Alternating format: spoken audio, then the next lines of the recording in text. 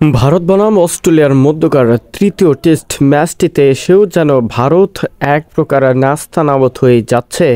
এক প্রকার বলাই যাচ্ছে ভারত ইতিমধ্যেই চ্যাম্পিয়নশিপ টেস্ট থেকে বাদ পড়েছে। আর এ টেস্টটিও যদি অস্ট্রেলিয়ার বিপক্ষে হারে তাহলে মান সম্মান তো দূরে থাক, হয় টসের লজ্জা এড়াতেই যেন ব্যস্ত সময় পার করবে ভারতীয় ক্রিকেটাররা। তৃতীয় ম্যাচ শুরুর দিনে ব্রিসবেনে দ্য গাব্বা স্টেডিয়ামে অস্ট্রেলিয়া প্রথমে ব্যাট করতে নেমে 445 রান তুলে সবগুলো উইকেটের বিনিময়ে।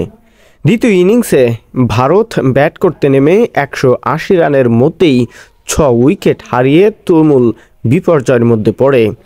এরপরেই অর্থাৎ চতুর্থ দিনেই বৃষ্টির কারণে খেলাটি এখন পর্যন্ত স্টপ রয়েছে আর 245 রানে পিছিয়ে রয়েছে ভারত ক্রিকেট দল।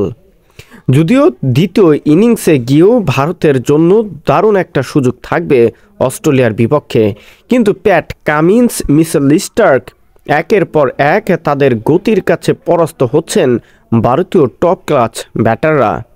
বিরাট কোহলি, রোহিত শর্মা, যশস্বী জাসওয়াল এরা যেন এক প্রকার নাস্তানাবুদ হয়ে পড়েছেন এই সকল গতিশীল বোলারদের সামনে।